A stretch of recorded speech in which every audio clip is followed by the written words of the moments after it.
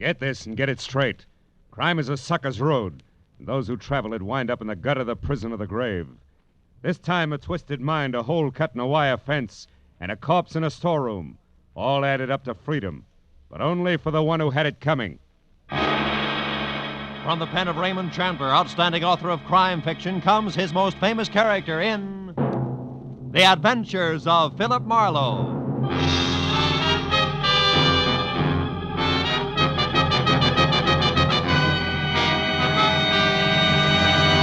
Now, with Gerald Moore, starred as Philip Marlowe, we bring you tonight's exciting story, The Bid for Freedom.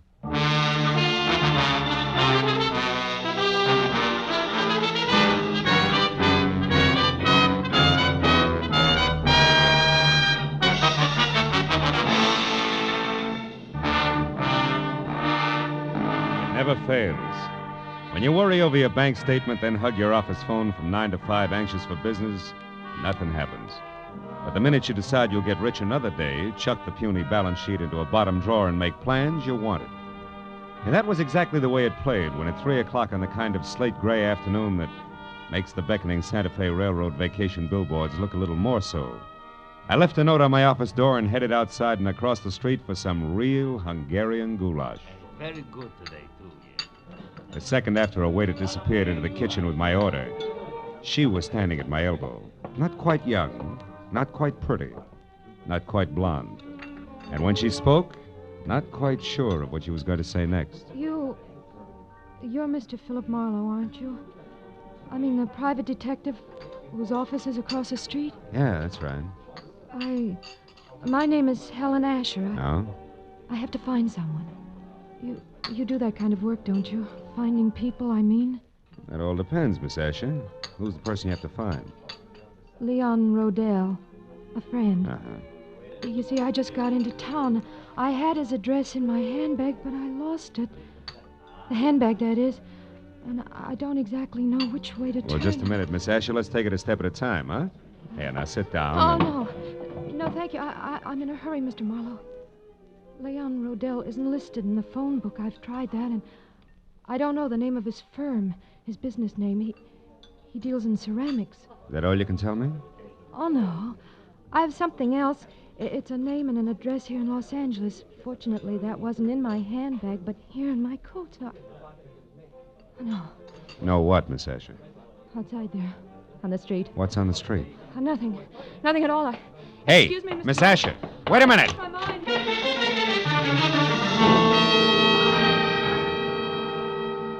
There'd been a sort of sad look about Helen Asher that made me want to help her.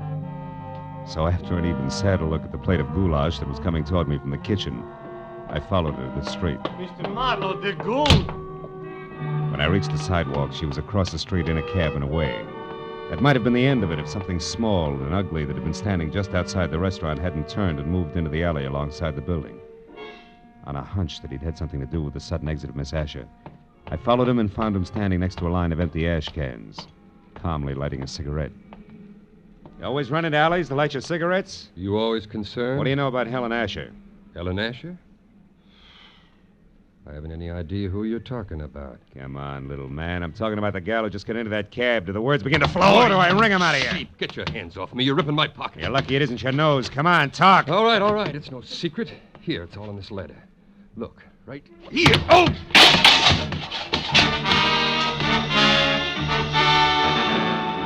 Toe of his sharp-pointed shoes had caught my shin where it really hurt.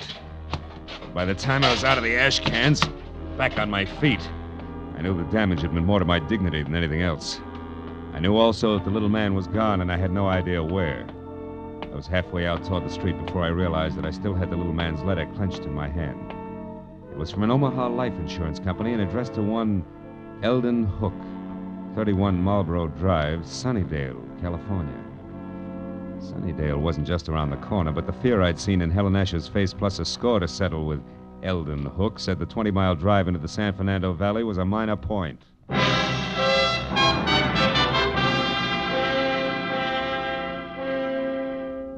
Under the gray sky overhead that thickened by the minute, Sunnydale, about the size of the hole in a candied lifesaver, looked as warm and cheerful as crepe paper.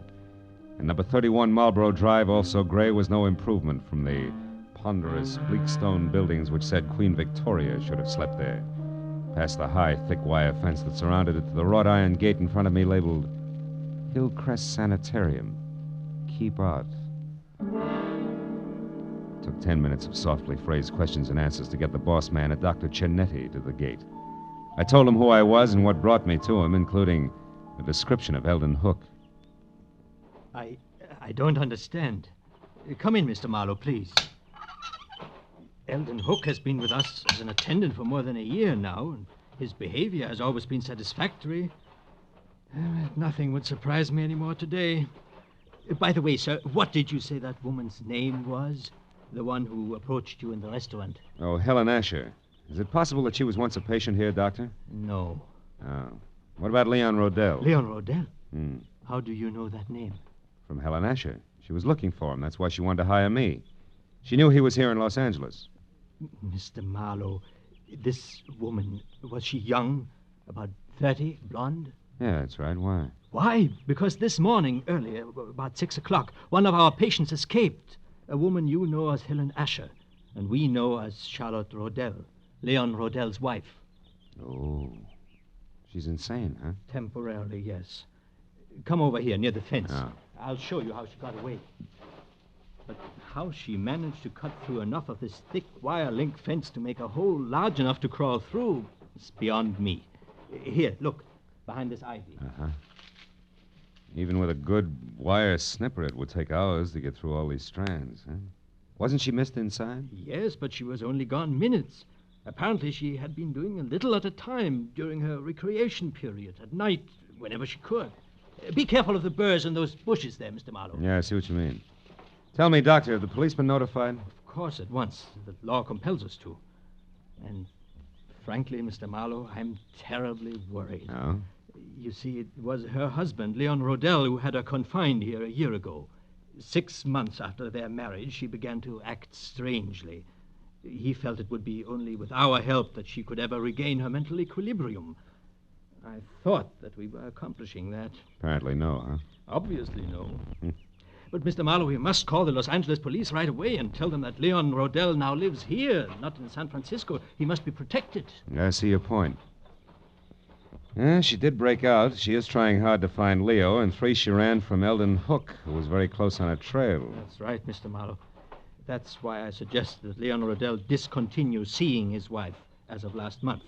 He always left Charlotte very upset. But now I'd better call the police. That's a good idea. Although Charlotte didn't know where her husband was staying or what the name of his ceramics business was, she... Say, Doc, she claimed that she lost a handbag. Have you found it by any chance? Yes, we did. We found it in the brush near the hole in the fence. I've got it right here in my desk. Oh, good. And there was an address on a card in it. 3840 something. Yes, here it is. 3840 Lookout Terrace. Lookout Terrace. Lookout Terrace. That's right here in the valley, up in the hills, south of Ventura Boulevard. Mr. Marlowe, if possible, I'd like to avoid having the papers get hold of this story. This is a rather exclusive nursing home. So? Well, in a sense, you're already in this case. Could you try to find Charlotte Rodell and bring her back here before the police do? Well, Dr. Cianetti, It would be doing a great service for the woman and her husband. I'll pay you your fee. All right, Dr. Cianetti, I'll try. I'll call you as soon as I have something.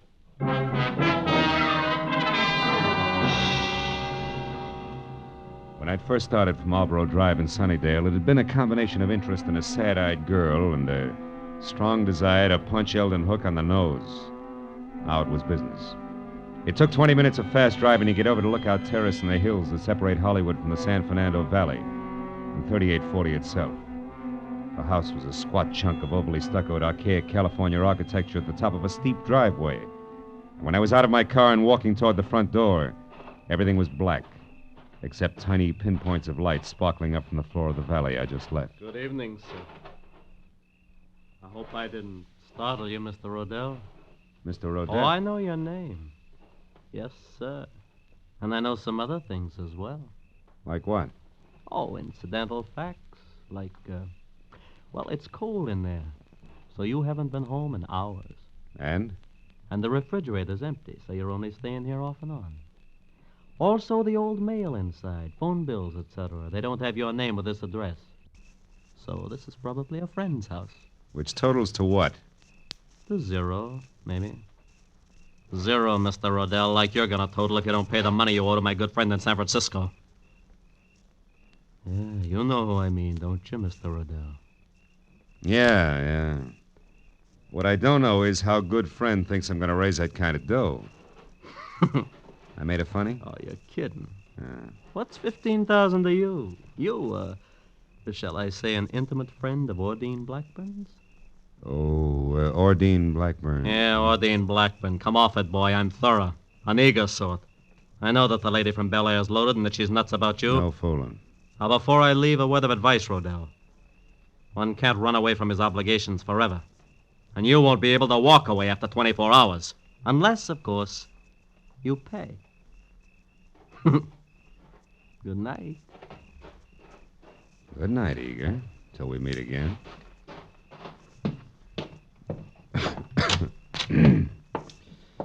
Oh. There'll be some heat in here somewhere. Information. Oh, operator, I'd like the telephone number of a Miss Ordine Blackburn in Bel Air. I don't have the address. Have you tried your directory, sir? No, I can't. The house burned down. One moment, please. Yeah. We have an Ordine Blackbird at 2321 Bel Air Road. Yeah, that's it. What's the number, please? Nevins 31121. 31121. Thank you. House burned down.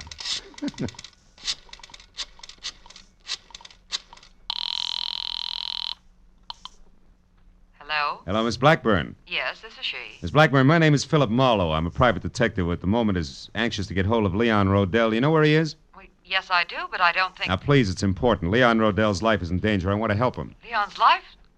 What's going on, Mr. Marlowe? Well, there isn't time to explain, believe me. That's what she said, but Who said? Someone who called about 20 minutes ago. A Miss Helen Asher. Oh? She said she was supposed to meet Leon at his storeroom about purchasing some ceramics, but she forgot his address there. Did you give it to her? Well, yes, I did. Oh, great. She's the one who's after him. What's that address? Come on, quick. 3909.5 Ventura Boulevard. It's in Ventura. the rear of a parking lot. But tell me, Mr. Marlowe, what's wrong? Well, there's plenty wrong. For one thing, Talk to you again, baby, some other time. I doubt it, Mr. Rodell. Jumped to a hasty conclusion, didn't I?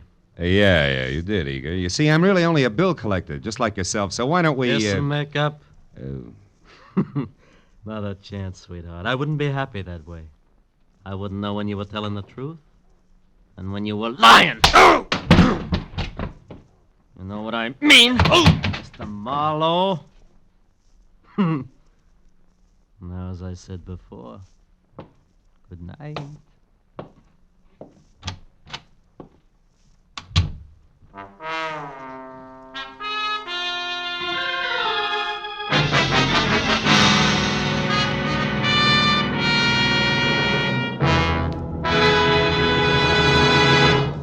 In just a moment, the second act of Philip Marlowe. But first, CBS will bring you the earth-shaking premiere of a new opera tomorrow night. An opera written by Alec Templeton with Charlie McCarthy as a lovelorn singing Bengal Lancer. Templeton himself as a Maharaja and Ursel Twing as a flying carpet salesman. You can hear it on the CBS Charlie McCarthy Edgar Bergen show tomorrow night. And don't forget, Red Skelton, Amos and Andy, Eve Arden, Horace Hyde, and all the other CBS Sunday night stars will also be on hand on most of these same CBS stations. Jack Benny, of course, is heard in them all on Sundays. Now, with our star, Gerald Moore, we return to the second act of Philip Marlowe and tonight's story, The Bid for Freedom.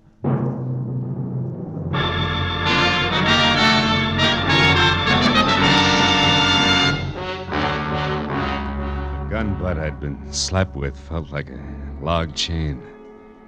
Next time would be different. I waited till Eager drove away, and then went out and got in my car and unwound my way down the hill again to Ventura Boulevard. There I turned west and drove out to 3909.5. There's a glass and neon super grocery store closed for the night. The only light showing at Leon Rodell's ceramic outfit trickled out onto the ground in a narrow wedge through what had to be a partly open back door. Then, even as I watched it, the wedge danced into a crazy pattern and disappeared. I ran for it and got there just in time to see Charlotte Rodell dart down the alley. A second later, she vanished in the shadowy jumble of backyard buildings. I knew there was no use trying to follow her. Instead, I eased the storeroom door open and looked into the room full of flower pots, lamp bases, and dishes. Nothing moved. Charlotte, I was sure, had a reason for running, so I went in, toward a table in the corner where the only light was burning. I was almost up to it before I saw the reason. Yeah, it was a good one.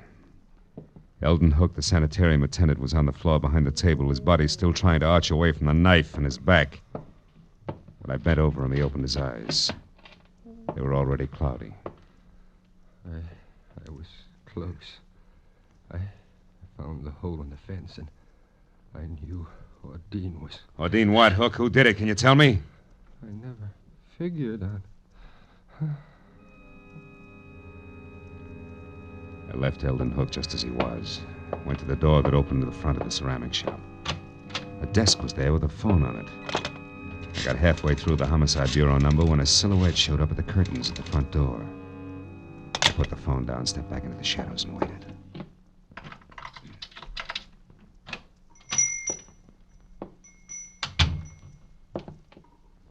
Oh, that's funny. Must have left the work light on. Not necessarily, Mr. Rodell. Who are you? Name's Marlowe. I'm a private detective. You are Leon Rodell, aren't you? Yes? What are you doing here in my shop? You better finish taking your overcoat off, Mr. Rodell. Now, see Your here. wife has run away from Hillcrest Sanitarium. My... Charlotte is out? That's right. How do you know this? She came to me tonight under a phony name. Tried to get me to locate you. She'd lost your address. Oh. This is a shock, Mr. Marlowe. A terrible shock. Poor Charlotte. What an awful thing this is for her. Yeah? Excuse me, I need this. Sure? Oh, you? No, thanks. You see, Marlowe, I've only been here in Los Angeles a month. And the last time I visited Charlotte... That was about 3 weeks ago, and I hadn't planned to stay out... Wait a minute. My wife is the only one who had my local address. If she lost that, how did you find me? That's a long story. I got the address Charlotte lost, and I've already been up to your house, but the last step was a call to a Miss Ordine Blackburn. Ordine? Yeah, she sent me up here. Oh. Then you know about Ordine and me. A little. Well, I suppose under the circumstances that's hard for you to understand, Marlowe, and even harder to accept. Not exactly, under the circumstances. Oh? Well, the law is not as generous as you are. Has no room for understanding.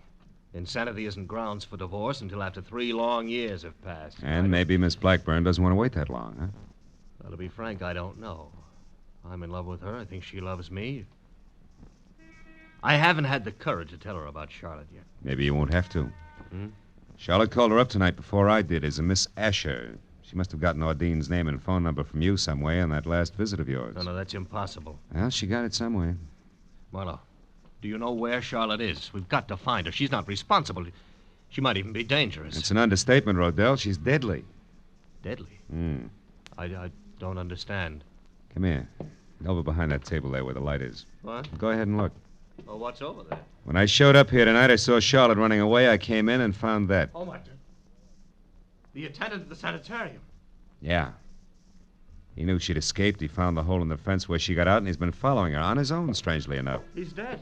Marlowe, he's dead. Hook, he's dead. Rodell! Sorry. Marlowe, she must be completely mad. We've got to stop her. Why, she might go for Ordine next door. Or you, yeah. What can we do? Well, you can go home. She doesn't know that address up there, so you'll be okay on that score. All right, but... Rodell, listen. Keep your doors locked up there, will you? Well, sure. You said Charlotte... I know. I'm not thinking about Charlotte now. There's something else. The guy in San Francisco that you owe all that money to. What about him? Sent a mug down here who intends to collect it. I've tangled with him already. He means business. So be careful, Rodell, and I'll see you as soon as I can.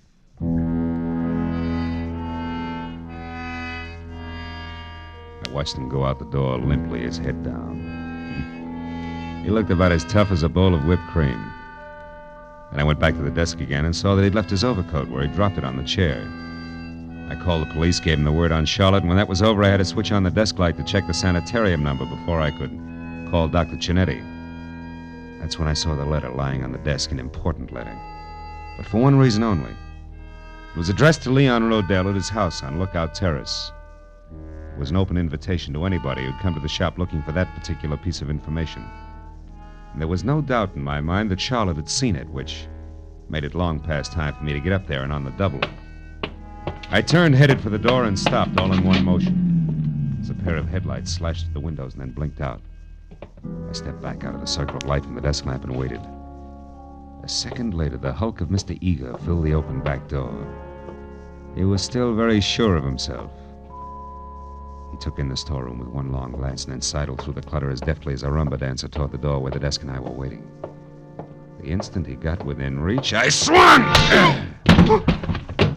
You again, you dirty lousy Made your snoop. pitch once, big man. Why don't you sit on it? Why, you... That squares us up for that clip on the chops you gave me. Oh, no. No, not quite, mister. Even Steven now, big man. When he went down that time, he took the chair, Rodell's overcoat, and half the stuff on the desk with him. He was still moving, trying to free himself from the tangle, so I reached for him again, but got only a fistful of the overcoat Rodell had left behind. And suddenly, my hand stung like I'd grabbed the wrong end of a bumblebee. I jerked it back and looked at the palm. Something was stuck to my skin, something I couldn't understand. Until finally realization oozed through the molasses in my brain. I left and ran all the way to my car and almost sprung the frame, twisting up Lookout Terrace.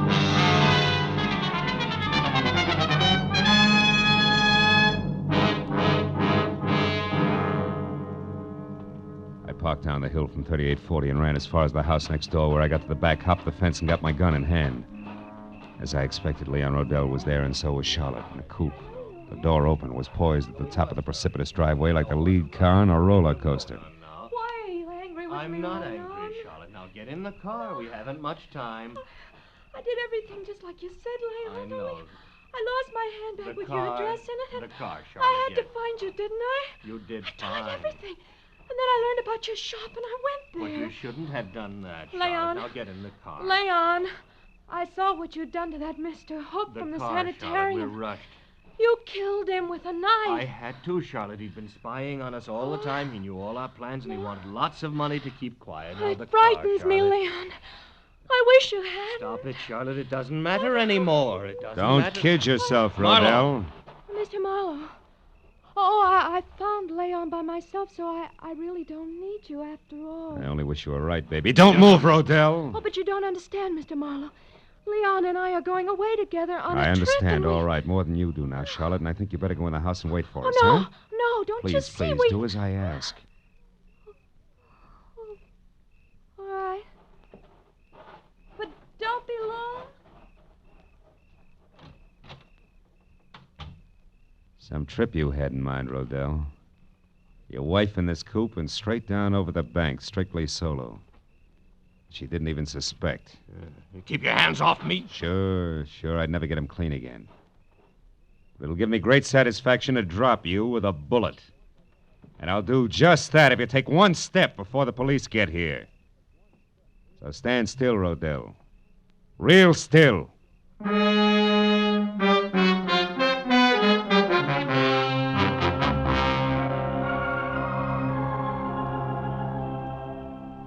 And that's really all that happened, Dr. Cianetti. I'm sorry you were worried, and I'm awfully glad I'm back. So am I, my dear. And we'll talk more about it in the morning. What you need right now is a good night's rest in your own bed. Oh, you're right, Doctor. I'm very tired. Good night, Mr. Marlowe. And thank you. Good night, Charlotte. She still doesn't realize, does she? No, and it's a good thing. Plenty of time for that later when it can come gradually. At this point, she could tear herself to pieces over a thing like this. Yeah. Her husband who urges her to run away and helps her do it for the sole purpose of getting her out where he can kill her. Not much security in that setup, huh? No. You mentioned another woman, Mr. Marlowe. Miss Ordine Blackburn. Oh, Adine, yeah. Gullible rich girl without much on the ball. Rodell planned to marry her and solve all his money problems. Believe me, Doc, he had 'em, big ones. I see. Well, she's better off this way. Yeah. 6 months of marriage to Rodell, and she'd have been a candidate for your sanitarium herself. He's that kind of a guy. And my late employee, Eldon Hook. Well, he knew that Rodell had been urging his wife to run away and that he'd cut that hole in the fence. Hook found out that Rodell was interested in Ordine, and he tried to shake Rodell down. Signed his own death warrant on the spot. You know, it's sometimes frightening to me, Mr. Marlowe, to realize how many warped and twisted minds there are that never get help until it's far too late. But there's always some good in every bad thing, they say. What about this case? Charlotte. I expect her to recover completely, soon. Because now the main contributor to her neurosis, so to speak, is gone forever. Oh. That was Leon Rodell. Yeah, well, Doc, it's a long way back to Hollywood. I better get going, huh? Just one thing more, if you don't mind. Hmm? Charlotte would have died in a smashed car in what would have passed for an accident. Also, she'd have been blamed for Hook's murder if you hadn't found out the truth about Rodell. I'm very curious. You remember the burrs that grew along your fence outside? The birds? A blasted nuisance. Yeah, but as you just said, Doc, there's always some good in every bad thing. Rodell told me that he hadn't been up here for 3 weeks. And yet tonight his overcoat was loaded with burrs. I got one in my hand from it. Oh. That gave me a hunch. Well, from there on it played. Disappointed? To the contrary, satisfied completely. Good night, Mr. Marlowe. Good night, Doc.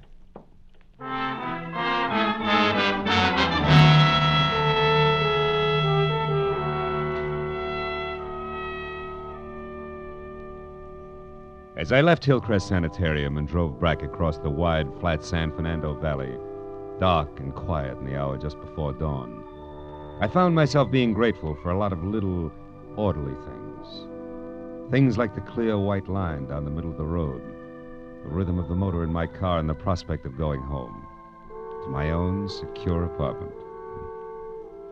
And then I wondered about Charlotte and the sort of nightmare jungle the world must be to a mind twisted suddenly, out of focus, where there is no symmetry or logic. But nightmares can be banished, huh? Fears driven away. And in time, with Dr. Cinetti's help, she'd come out of it all right. But the others like Hook and Rodell, to them the jungle is home. No nightmare, that. They live in it by choice. Until, one way or another, they're destroyed. Choked to death by the very tangle they hide in. Well, that's fair enough.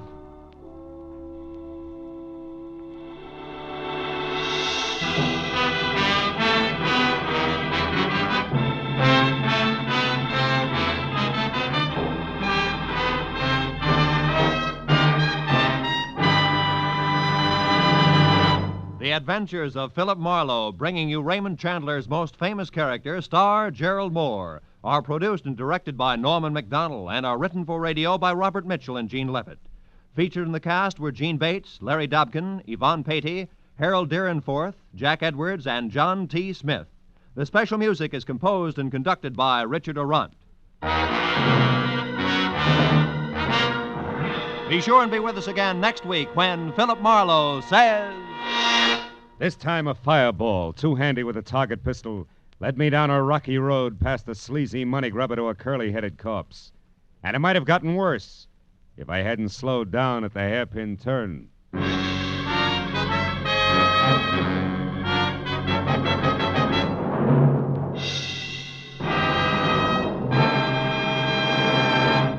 Battered but unbowed by his bout with Fred Allen last Sunday night, Jack Benny will be back at the same old stand tomorrow night, jaunty as ever, and why not? Jack has just been elected the King of Hearts by the American Heart Association. Listen for Jack Benny tomorrow on CBS. This is Roy Rowan speaking. Now, stay tuned for Gangbusters, which follows immediately over most of these same CBS stations. This is CBS, where Philip Marlowe takes the case every Saturday night, the Columbia Broadcasting System.